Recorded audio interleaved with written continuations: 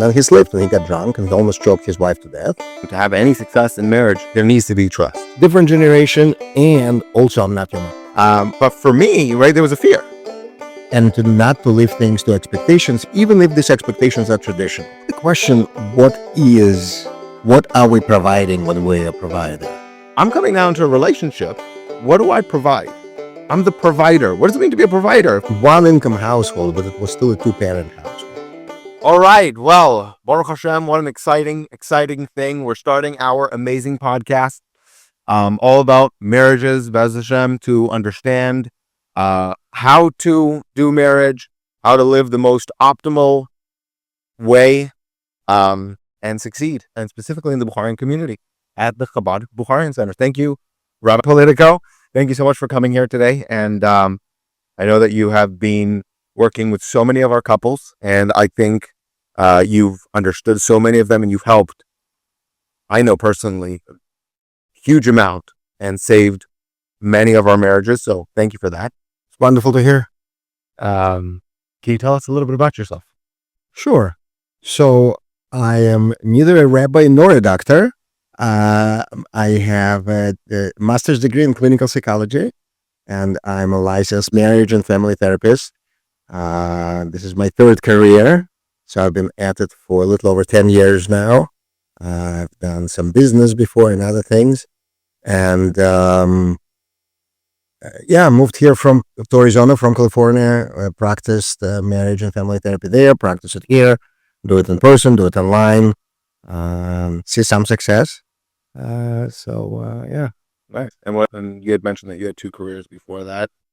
Nothing to do with marriage. Nothing to do with marriage, nothing to do with therapy, having to do with business, and thinking that this is my calling, but it wasn't. Clearly, at least that I've come to realize that my calling is working with people and trying to be helpful. Wow. And what led you to therapy, and specifically therapy with couples? At a certain point in my life, again, I realized that what I'm doing isn't satisfying my need for something meaningful to do. And so I was looking at different ways to apply myself, including chaplaincy and prison chaplaincy specifically. I did a little bit of that, and that was interesting. But the more I explored and the more I looked around and the more I talked to people, it became very clear that the best way to apply myself and my skills and then eventually acquired knowledge through studying and so forth was in the marriage therapy field. And that's where I think I'm applying to a very satisfactory degree. So you've worked with, quite a couple of Bukharian couples. What are things that you see specifically in the Bukharian community to be strengths in their marriages that you may not see in other communities? It's an interesting question to consider, because my immediate knee-jerk reaction is to say, marriage is marriage. But you're right. If we approach it from the strengths point of view, there's definitely different communities bring something unique to their relationship that others may not. So it's a good question. I think that for those that make it work, the understanding of traditional roles is helpful. A lot of people out there are struggling with coming from different understandings of what the mother of the house is supposed to do, what the father is supposed to do, what the wife's obligations, husband's obligations. I think when people come with a common agreement on that comes from family, that comes from tradition, I think that could be a strength, or is a strength. And when there is a disagreement about that, that's certainly where the weakness is. This is where the cracks show up in the relationship. When you say traditional roles, can you expound on that a little bit? Sure. First of all, I want to say that there is no right or wrong way to be in a relationship if it's consensual, right? All adult relationships need to be consensual. So if someone comes into a relationship and they want to keep their finances separate and they don't want to have any children and they don't want to spend weekends together, but each one goes to hang out with their friends and they both agree to it, then more power to them, and that's fantastic. But when we say traditional, we traditionally mean kind of gender roles where mom is more often than not a stay-at-home mom, Mom wants to have children and has them when she's able to. And she's that Keres Abayis. She's there's the pillar, the foundational stone of the household. And the father traditionally, again, by gender roles, goes out and becomes a breadwinner. Again, even our traditions have been um, altered by the economics of where we live. Many households cannot survive on a one income household, so moms are forced to work. But even then, again, there is again what's called traditional division of labor. Mom still is more dedicated to children and household than the father is. Right? It is more traditional. Again, not right or wrong, but traditional in our communities is that mom does the cooking. Again, plenty of couples where a husband is a better cook and he cooks, and so a mom doesn't, or mom hates the cooking. And again, that's fine if it's by mutual agreement. But this is what I mean by traditional gender roles that are, again, satisfactory to both and that are agreed upon by both, not where one imposes his or her tradition on the other person and the other person feels coerced or worse to follow through. Okay, I definitely want to touch upon this more. Uh, and actually, I have this written down for something that I want to talk about later, but and we will get back to it. I want to focus more on the strengths a little bit more to see if there's anything else. But yeah, I think that is a huge area of conflict now that we have in our community, right? Gender roles, right? So I want to get back to that. But is there anything else with regards to strength that besides for gender, traditional roles that you can think of that maybe stands out in the Bukharian community? I think commitment to children is definitely at the forefront. And again, it comes in contrast to other couples and families that I counsel, where just recently someone told me, my children are not my priority. And I had to go and get my own therapy after hearing that, because how can that be? That's, but there are certain couples like that, whether or not it's good for children. So perhaps we can do another podcast just on that. But it's in my mind, it's certainly a strength. Commitment to children, be children centered. That doesn't mean the children run the household. I think that would be a terrible idea. But to make sure that your children are a priority and that the well-being of the children is a priority, I think again it's a strength for many couples where there may be so many other disagreements going on, but both parents agree that what's best for the children is what needs to be number one in decision making. Oh, yeah, that's an important and a powerful thing. Children, dedication to the growth and continuation of our community. Sure. Would you say that faith plays into any of this, any of these strengths? Yeah, for sure. I think that our traditions are certainly faith informed. I think that our child-centeredness is rooted in Yiddishkeit and in Judaism, in the fact that is the Rebbe taught us to celebrate every Shavuos, that the children are our guarantors for passing on the tradition. So I think we've been certainly at it for thousands of years, that education of children is paramount to Jewish families. Again, I don't think it's universal. It's a universal value. I think it's some nations and cultures adapted it, but I think it's a very, very specific Jewish value. Again, children's education, children's well-being. So yeah, of course our faith plays into it. Yeah. Okay. Now for the fun part.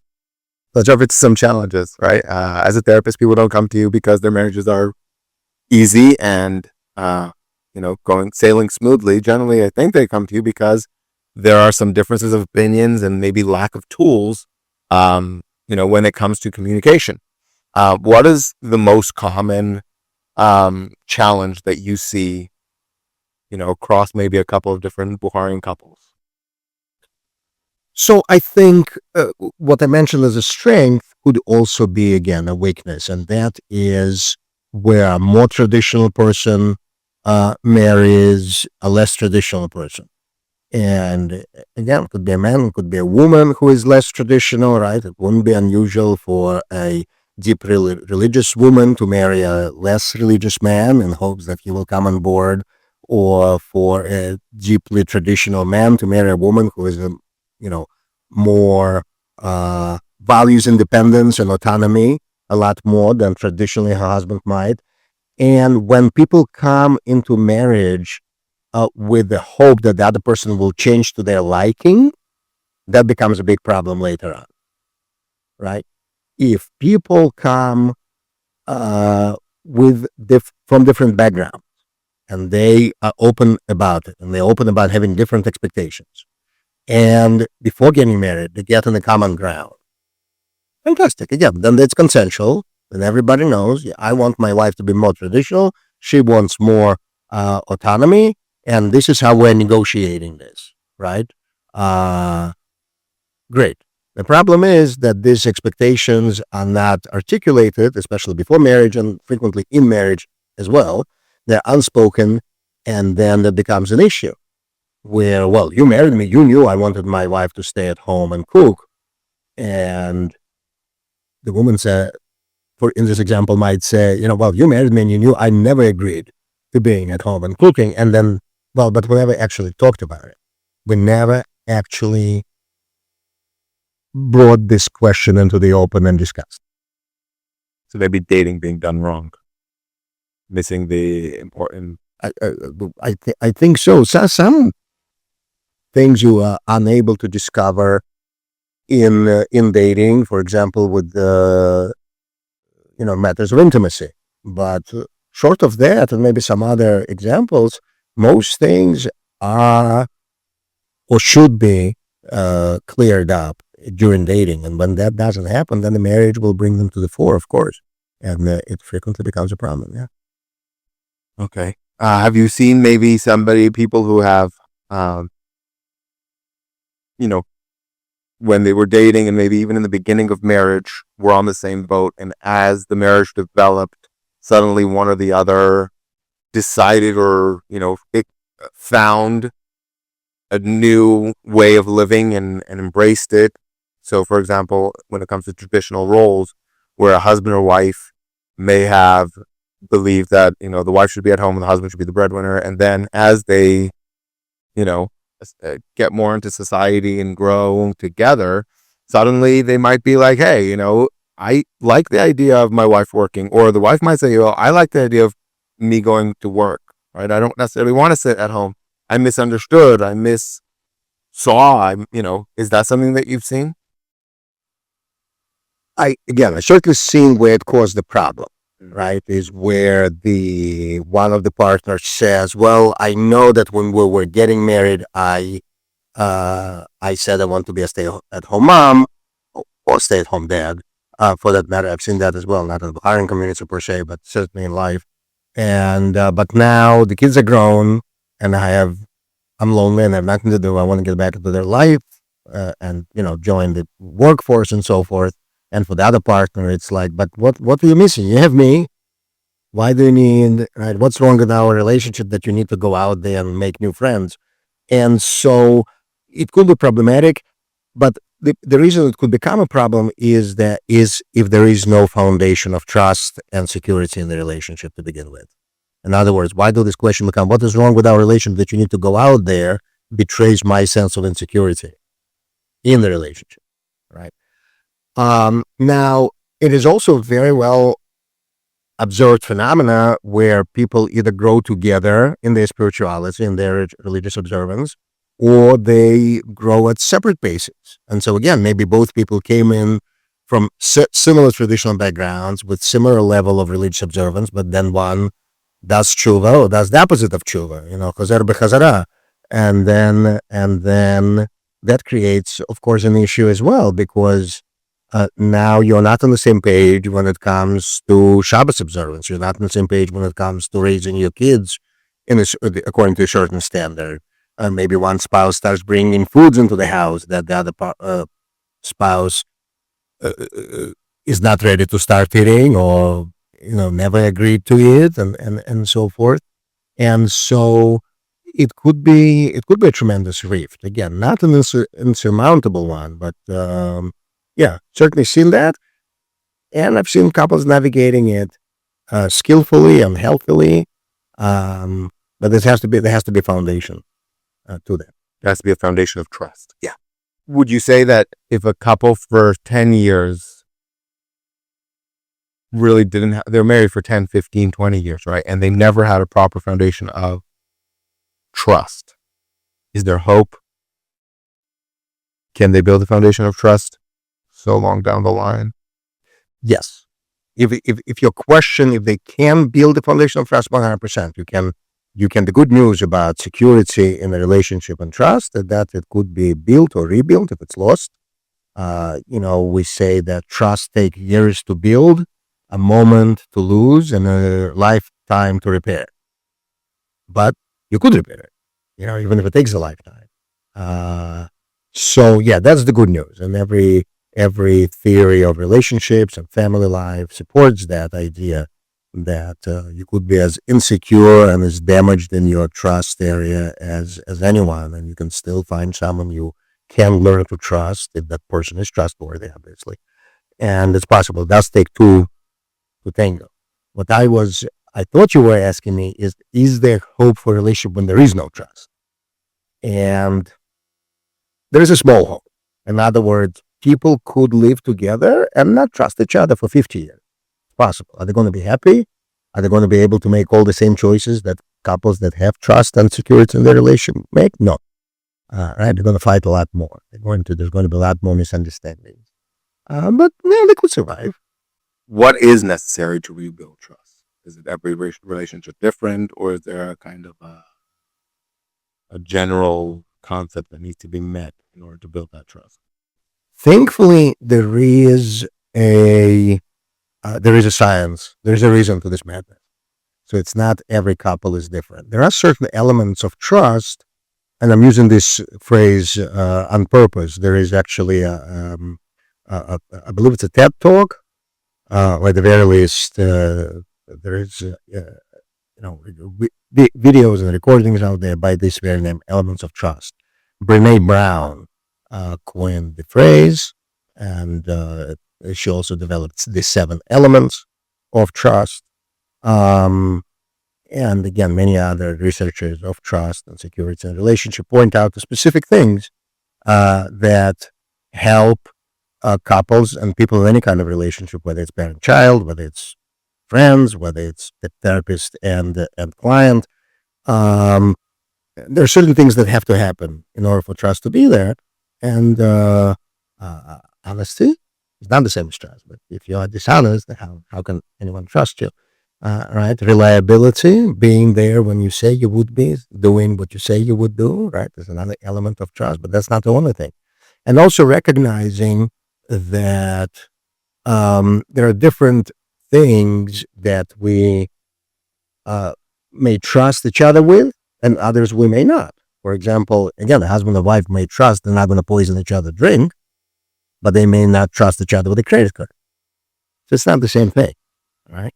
So again, what is it? Where is the mistrust? And I think, again, when we talk about couples, we talk about relationships, the emotional trust, right? The trust that my person is not going to hurt me emotionally, mentally, certainly physically, right? And then if that's been violated, if that's been breached, then how do you come back from? That's, again, whole conversation.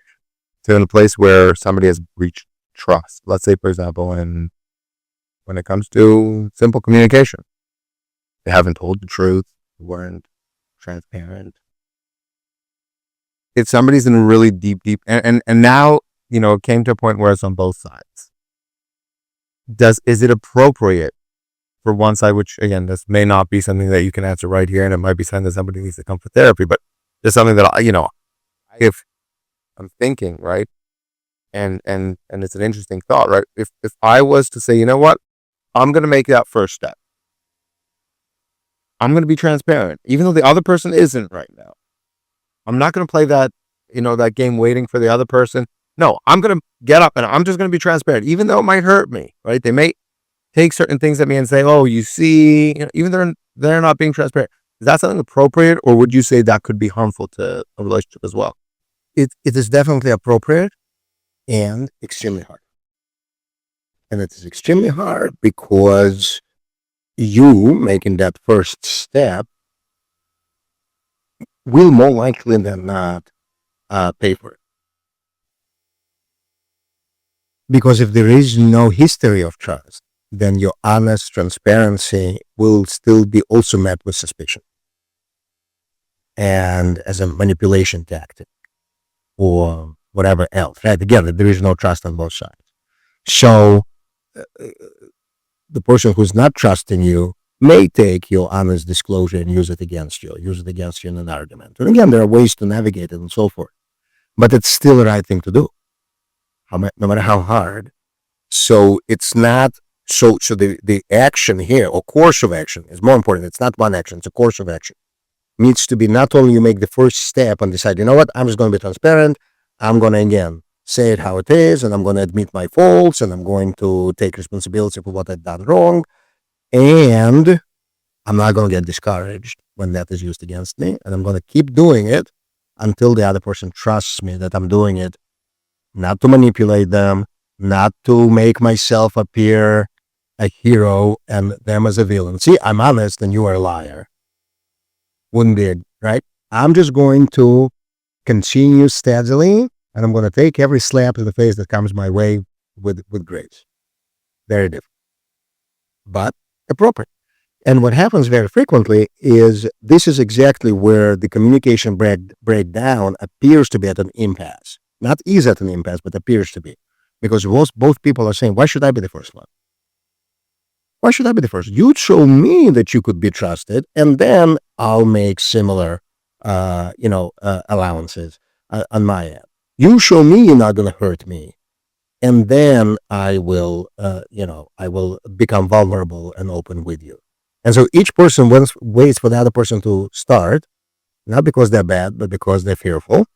And nobody starts because it is scary. And so it appears to be an impasse. I want to jump back to the to what we were talking about earlier about traditional roles. Mm-hmm. I had an interesting conversation with a community member recently. A younger gentleman who's looking to get married, and I think many of our community members, this is something that I think every human being thinks about. Before I got married, I thought about it. I'll just share a short story. I was 19 when I decided I finished smicha and I was ready to get married. And my father's a business owner. So I came to him and I asked him, I said, Pop, I'm ready to get married. Okay, very good. I said, no, Pop, you don't understand. I want you to take me under your wing. I want to get in business. Said, what do you mean? That's not the way that I've taught us. We have to go on shluchas, in yeshiva, shluchas. And then, then we can talk about business, but not before marriage. You're not getting into business before marriage. But for me, right, there was a fear. I'm coming down to a relationship. What do I provide?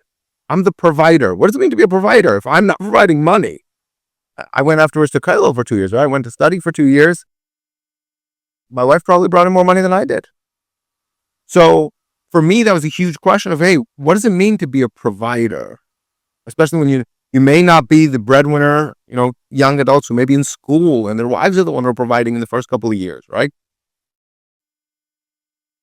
Is there room to say that even in the traditional roles, there's something more, there's something deeper when it comes to that providing and to that recipient that maybe today's generation really is tapping into? Because money is so easy to make.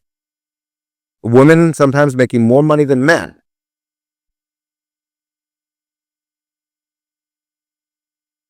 The question, what are we providing when we're a provider?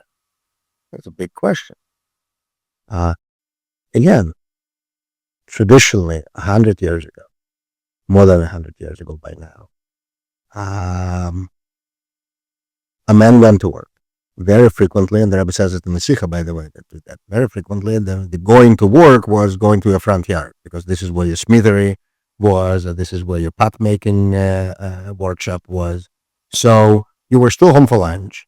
You were still home for when kids came from school, and you could close your store for an hour and go do your homework with your child if you were educated enough to do it, right? And so it was very different. It was one income household, but it was still a 2-parent household.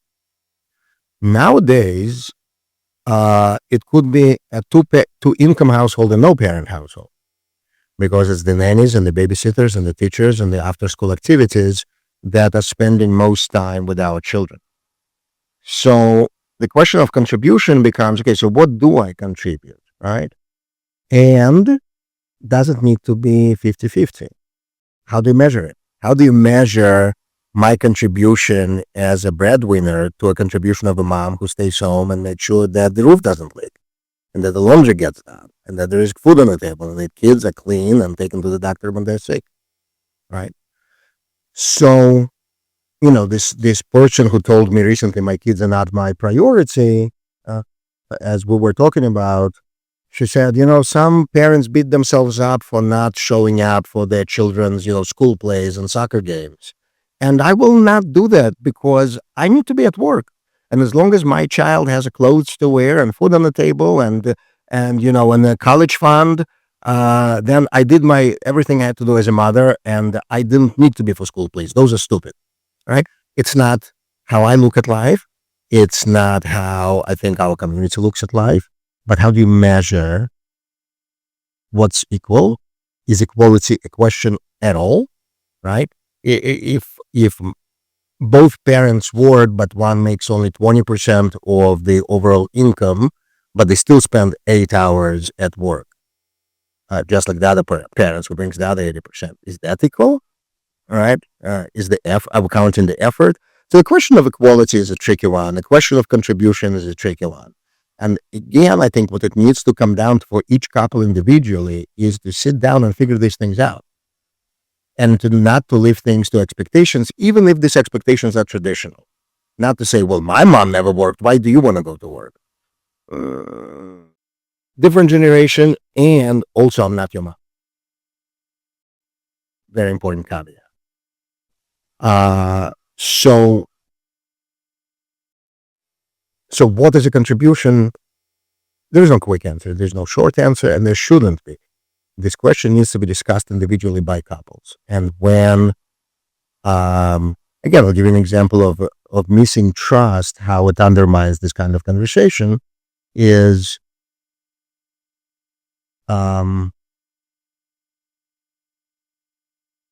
maybe one partner doesn't trust the other to go to work because of fear of infidelity.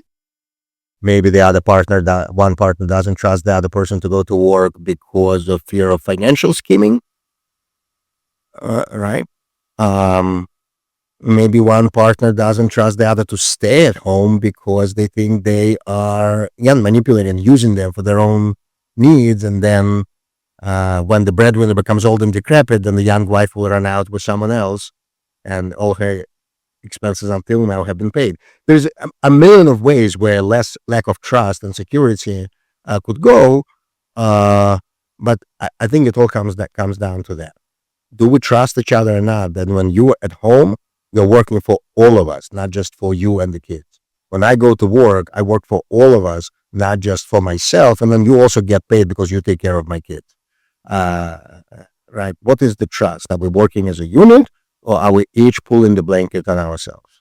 So you're saying that roles really depend, and the contribution really depends on the people and on the couple, and on each person has what they contribute, and what may be a contribution for one couple, maybe not a contribution for another. 100%. And that's something that every couple should explore and discuss, and probably something that couples can come to themselves for the most part. I think so, unless they struggle with communication, where then they'd have to come and see you. Right. Exactly right. For most adults, it should be an easy conversation, unless, again, there is an inner voice that says, don't believe anything he said, or don't believe anything she said. And then at that point, our conversation is worthless. Right. Then what are we talking about? Then it doesn't matter. Yeah. Okay, something you had mentioned just now was, she's not your mom. Yeah. I want to talk a little bit about parents intervening. Yeah. And also parents comparing, right? Comparing to my parents or to previous generations. Is that something you see quite a bit? Maybe too much parent intervention. And maybe what would you suggest young couples getting married that they can do Yeah, oh, that's a fantastic question, and there are so many different ways that we can take it. Let me see if I can, keep it focused. So number one, I don't think it's a specific problem in the Bukharian community. Um, Maybe it's a Russian thing. I think I see it a lot less in American couples. So maybe American Bukharian Jews who've lived here for 3 generations, maybe a little bit farther removed from that, those that come from Tashkent and Samarkand. But the overbearing parents are definitely a thing. Now, again, it's a cultural thing. In Japan, grandparents have the last word on everything. So it doesn't matter that I'm a father of 5 children. I still go ask permission of my father who's still alive, and maybe even his father if he's still alive, or whatever it is whatever life choice that I need to make. And that's appropriate and accepted and culturally uh, uh, uh, justified.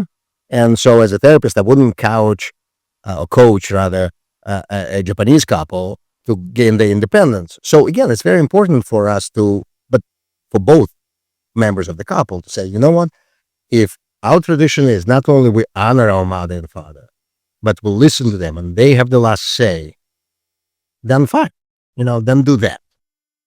I think in this country, we are less inclined to do that. I think to the detriment sometimes, where parents don't even get the respect they deserve because their opinion is valueless, so they become valueless. And I think for a lot of parents that, well, if you don't listen to me, then you don't respect me. It's not the same thing. Because again, I'm an adult and I can make my own choices, and I'm still not allowed to talk rudely to you and to disregard your wishes when your wishes are for yourself, right, and so forth. So again, there's a lot of elements here. And again, if both people come into the marriage and both say, my father's opinion is very important to me, we're not going to make a move until my father signs off on it, and it could be both fathers or just the husband's father or the bride's father, fine, as long as they have agreed on it.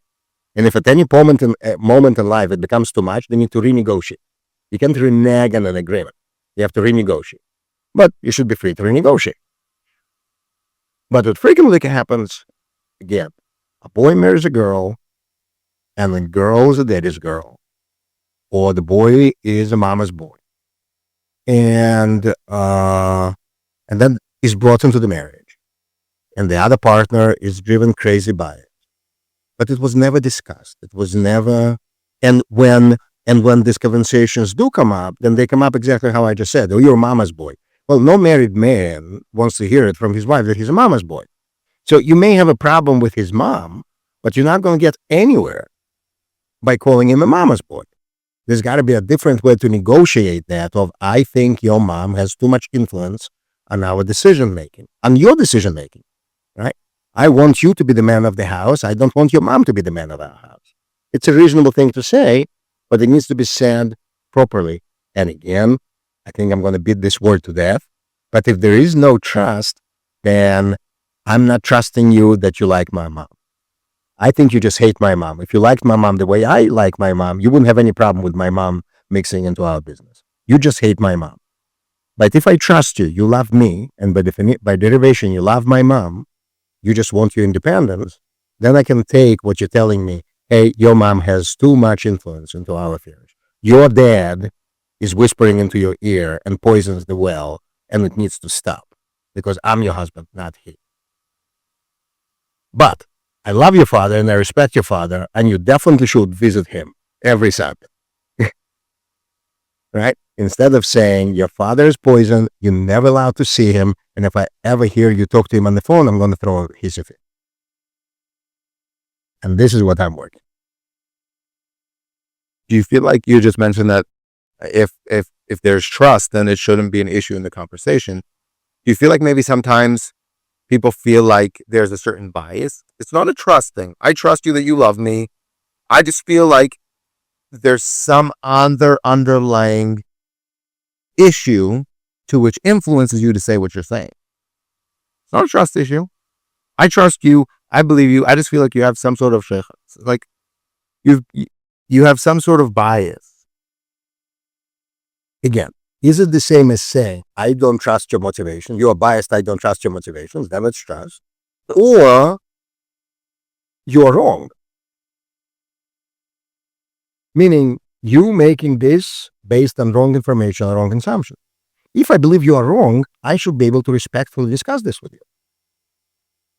Your mom has too much influence in our decision making.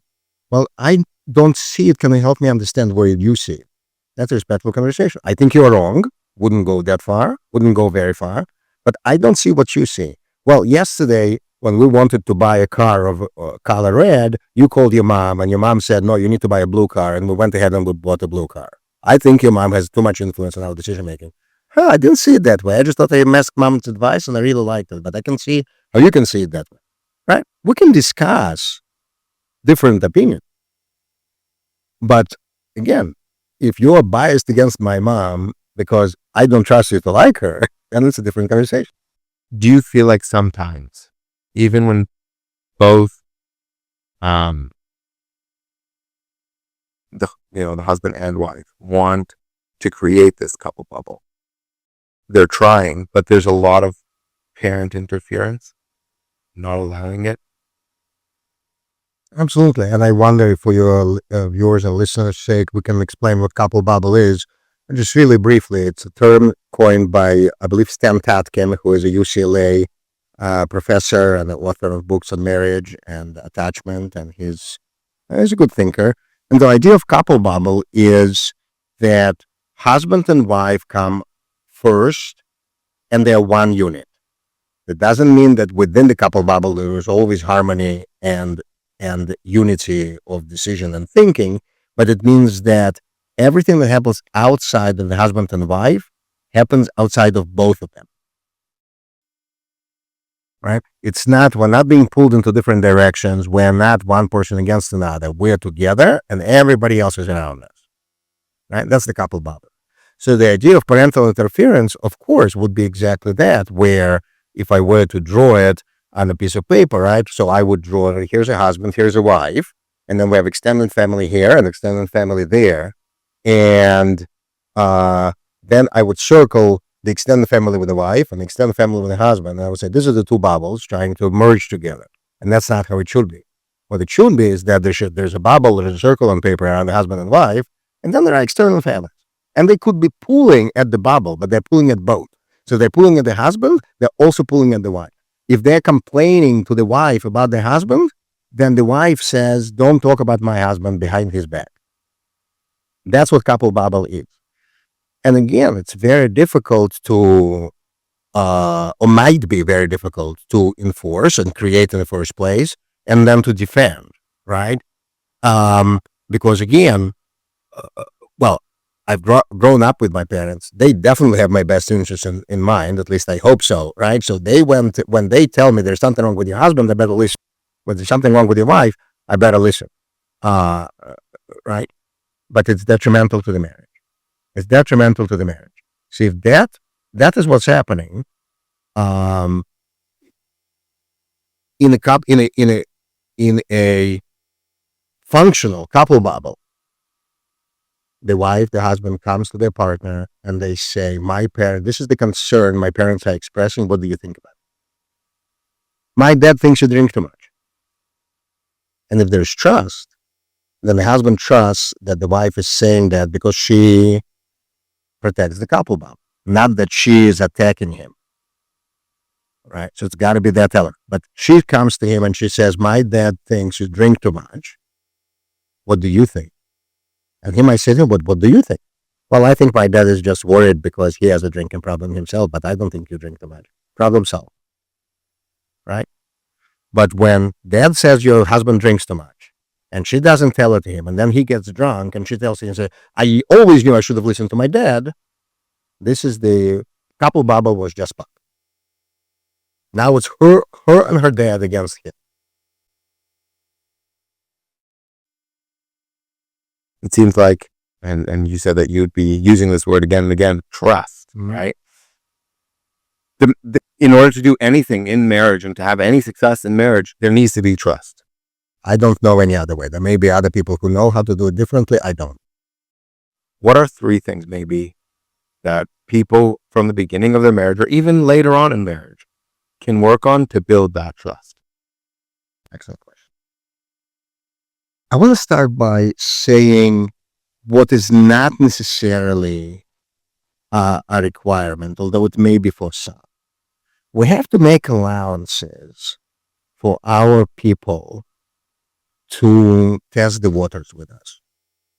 Even if we've been dating forever, marriage is still the next step. But especially again in our communities where people don't date forever, and sometimes dating is rather short-lived, and then we learn about each other in marriage. So we're going to build that trust over time. And so if a week after Sheva Broches, the wife says, "Are you hungry?" and he says no, and then turns out he was hungry, she shouldn't tell him, "You lied to me." Right? He didn't lie. He just wasn't sure that answering yes was safe enough. Right? Because maybe in his home, if he said he was hungry, his mom would say, "I just fed you. You eat too much." Whatever. So we'll learn that. So there is no, something needs to happen by the marriage night, and the next morning you have to be trusting each other. But there are a couple of very important things that lay a foundation from which then a building of trust can grow. And one is simple, plain and simple reliability. Be there when you say you'll be there. Do what you say you will do. And if you can't, make sure that the other person knows in advance and knows that you noticed and took responsibility. I can't always come true on every promise I make. It's physically impossible. Sometimes it's acts of God. Sometimes it's acts of nature. Sometimes it's my own forgetfulness. That's not because I don't care.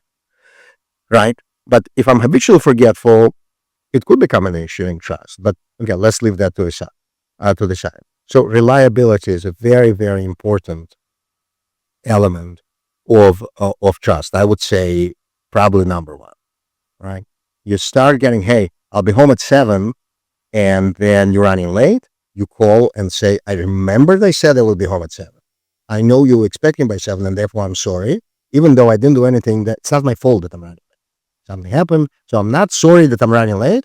I am sorry that your expectations weren't met, because you're my person I care about, right?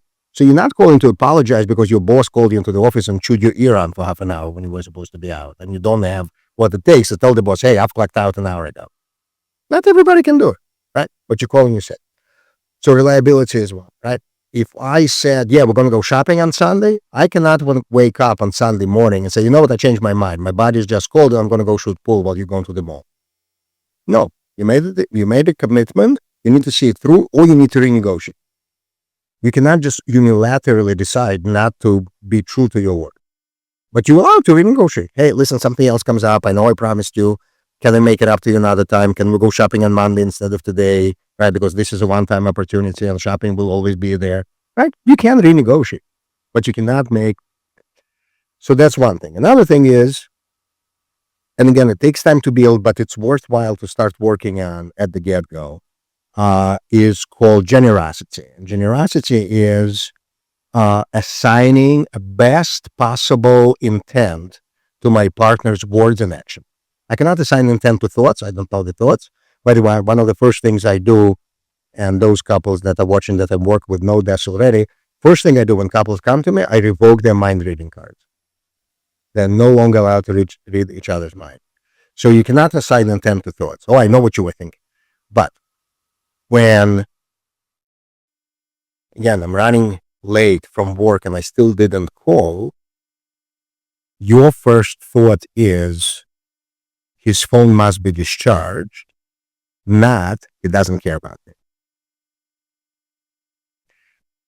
It's hard to do that when it happens 5 times in a row.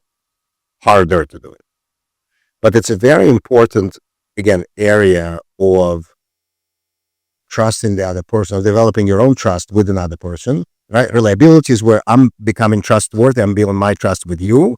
Generosity is where I'm building your trust with me.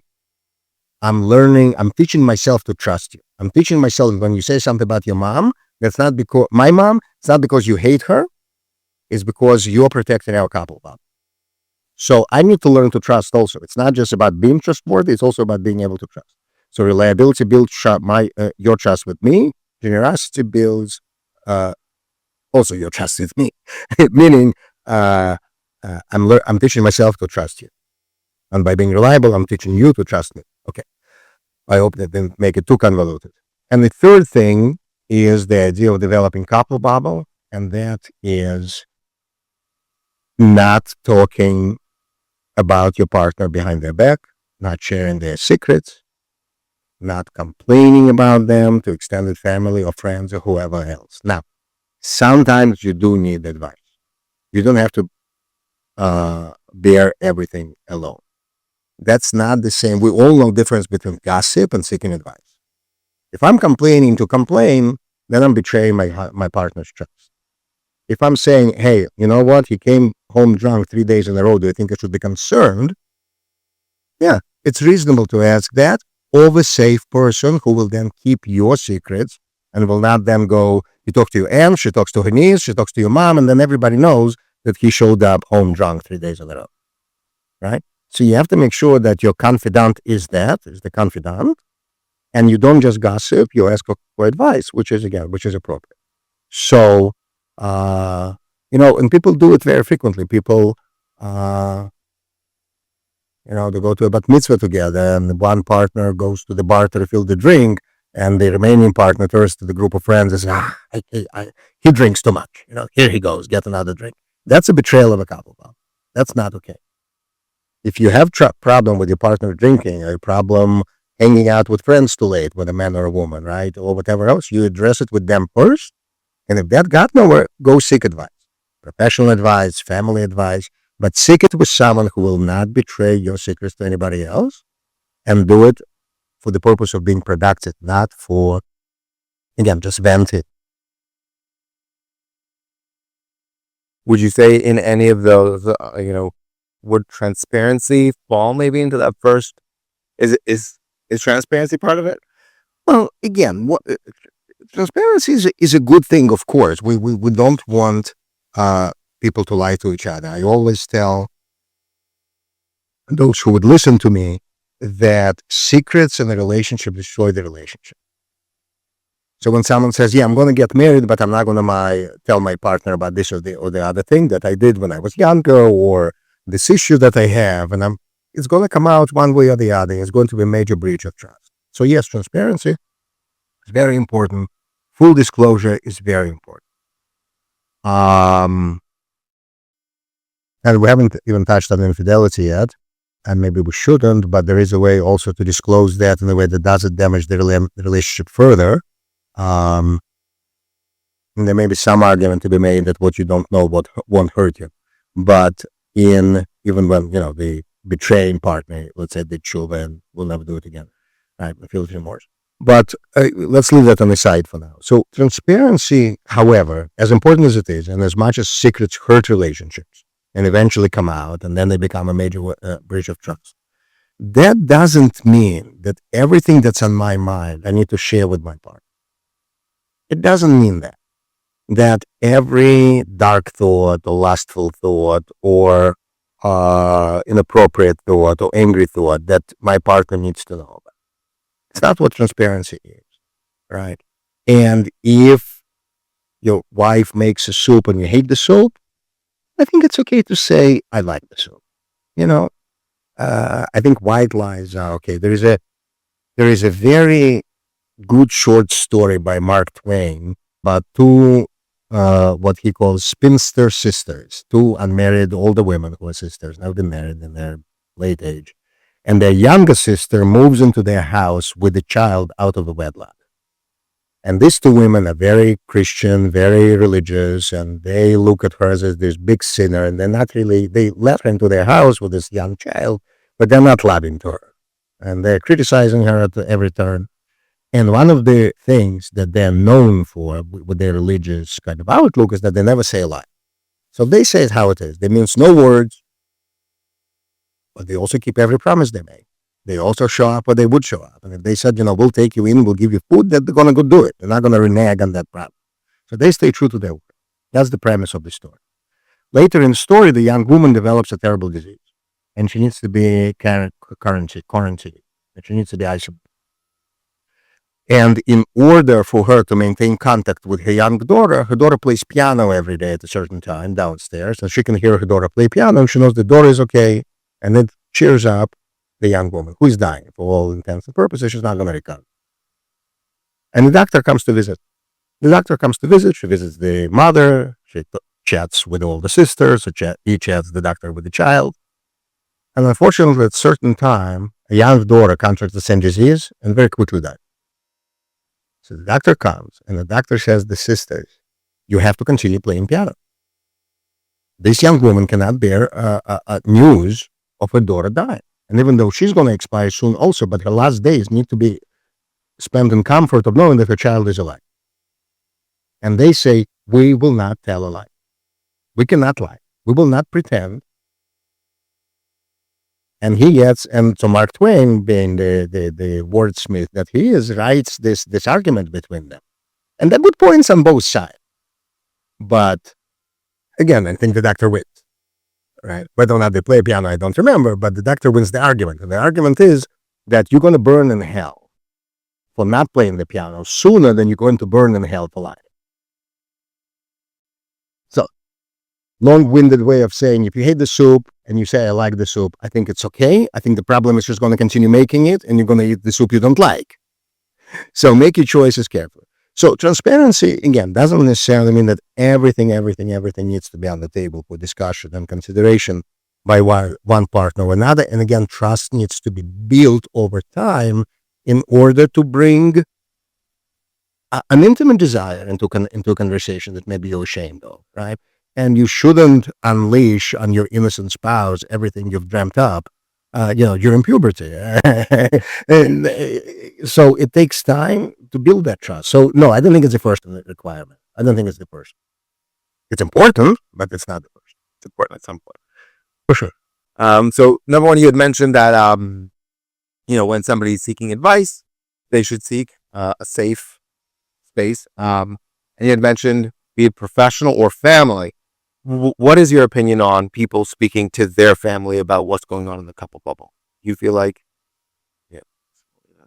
yeah. Again, it really depends on. Okay, let me, before I go into what it depends on, let's go into some hard and fast rules. If you are being physically abused, get out. And sometimes in order to get out, you need to get the support of your family.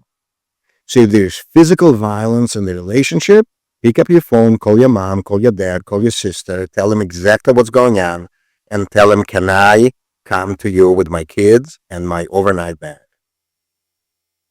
So there's no couple bubble there. Couple bubble has been broken from within by physical violence. Emotional abuse, mental abuse, very frequently, it's just as bad, just as dangerous. It's maybe harder for people to wrap their mind around it. If I yell at you habitually, is that emotional abuse? I would say yes. If your father was a yeller and you're used to it, and your husband is a yeller and you're kind of, I don't care, maybe you have good resilience. But definitely, hard and fast rule, if you're being physically abused, call your family. Don't turn into a godfather where your brothers show up and beat up your husband. I think leave it to the police. But definitely get out and get your family's support, 100%. If there's drug abuse or alcohol abuse that you're concerned about, you may not be able to see it from inside the couple bubble because addiction is a family disease. And so if your outside family is expressing their concern, I would listen. Again, I would bring it up if it's safe to your significant other first and say, this is my family, I'm concerned about it, right? And again, if it's safe, your partner will then say, well, are you concerned about it? And then you'll have, actually, also I've been thinking it would be good for you to cut down, right? Then it becomes a respectful conversation. But if your partner is going to become belligerent and going to start throwing dishes across the house, then again, he or she broke the couple bubble from within. So then they say, you know what, mom, you know what, dad, I think you're right. I think he is drinking too much. And when he drinks, he's belligerent. Or when he doesn't drink, he's belligerent. So I actually like him when he's drunk. In the Fiddler of the Roof, right? That line, he'll beat you Uh, he'll beat you, but only when he's sober, so you're all right. Right, something like that. He'll beat you every night. Yeah, he'll beat you every night, but only when he's sober, so you're all right. Right. So, but again, so those issues absolutely we would require. They're extreme issues, but they're not uncommon, and they would require family intervention and family support, and not being ashamed and not feeling that you have an obligation to protect your uh, abuser husband or your drunkard husband or your drunkard wife, and I've seen both. Um, from the family, they either they get help and they start living a life that allows you to have a quality of life that you deserve, or you get out. Um, and to get out, you need help of family and friends. But if you had an argument, and again, you were safe, you just didn't like the way it turned out, but you're going to go and find a way to justify yourself or vindicate yourself because you're going to talk to your sister or your brother and they're going to say you're 100% right and he or she is 100% wrong, then you are betraying the couple bubble. You're betraying the trust. Arguments need to be worked out within the relationship. And again, if you can, professional help is probably better than family help. Families are biased. Families are too close to you, to the source, to have an objective opinion for good reason. They love you. They should be biased. If they aren't, I would be worried. But it also makes them bad advice givers in this situation. You had mentioned when it comes to abuse, physical, emotional, verbal, somebody should get out and they should talk to their parents. Do you feel like if there was ever any of those, there's a way back? Yes. And if yes, and if either whoever it was felt like the victim, if the victim felt like there was a way back, do you feel like maybe it's better than them talking to their family? They should speak to a third party. That way, if they do come back together, the family doesn't forever have a negative association with their with the other side.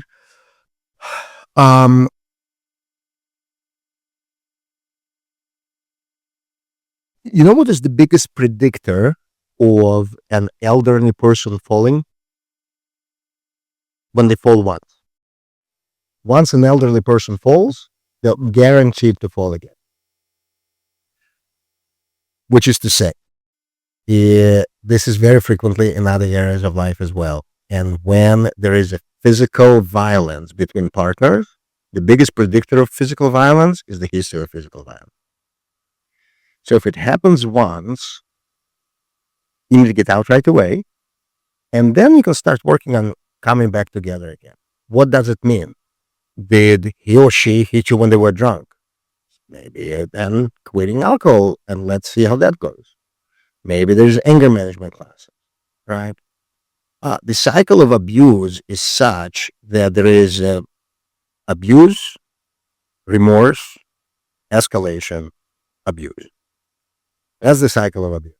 So just because he or she says, I'm so sorry, I will never do it again, and shows up with flowers and chocolates, that's just a predictor it's going to happen again. It's not actually, well, we fixed it and then it's going to break again. No, that is the step in the direction to the next abuse. That's exactly what it is. Because that's not what you need. What you need is not remorse. What you need is not an apology. You need a proactive change in behavior. And when someone says, you know what, I got so scared. When I hit you, I got so scared, I'm going to check myself into rehab. I can deal with that. I can wait for that to happen and see what you come out. I'm going to go and get myself into anger management class. I'm going to see a therapist. Okay. Let's see how that works. Remorse is nothing. It's cheap. So is there a way back? 100%. I worked with a family where they had a history of physical abuse 10 years before they met me or more. And then he really worked on himself. And then by trying not to do that again. And then he slipped and he got drunk and he almost choked his wife to death. And as he was choking his wife, his child stabbed him with a knife to save his mom. And the three of them came to see me because they wanted to stay together. So, so there is coming back. But they were in family therapy with me. The perpetrator was in anger management classes and in alcohol recovery situation. Right?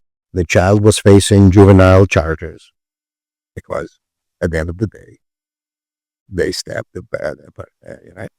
And the mom had to get on board. And mom was the hardest one. And mom was the hardest one because she said, this was so terrible, I guarantee it's never going to happen again. So when I was working with mom and trying to say, you need a safety plan. You need to have your documents in a secure location. So if you need to run in a hurry, you'll know where your marriage naturalization certificate is and marriage certificate is and whatever else in it, your child's birth certificate is. You need to have a go back under your bed. You need to be able to lock yourself in the bedroom. And she was like, nah, never going to happen again. Don't worry about it. Okay. So, anyways, but that's just it's just an episode of how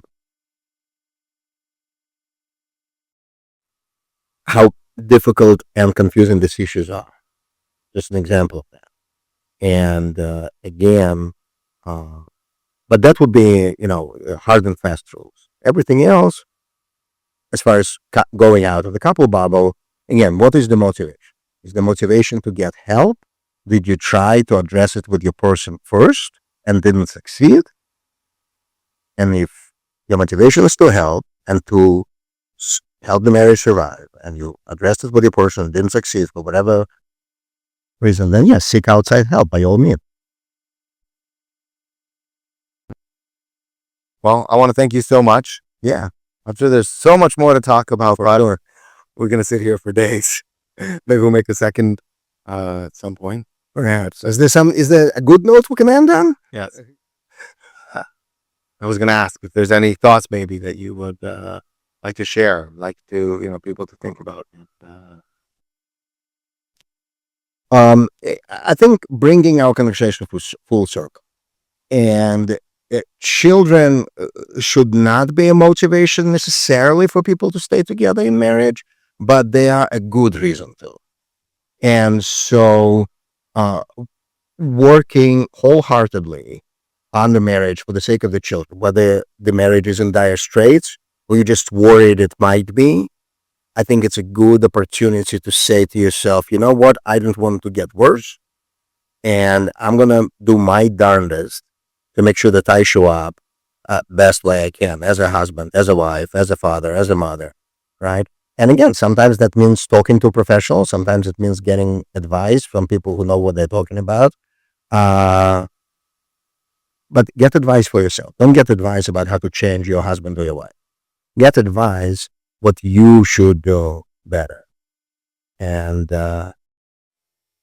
you'll see how the marriage will improve.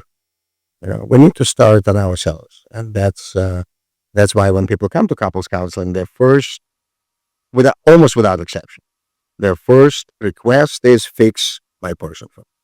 This is what their problem is, fix them for me.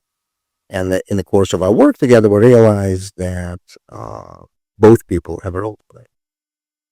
And when that becomes obvious and each starts working on themselves, then the relationship flourishes.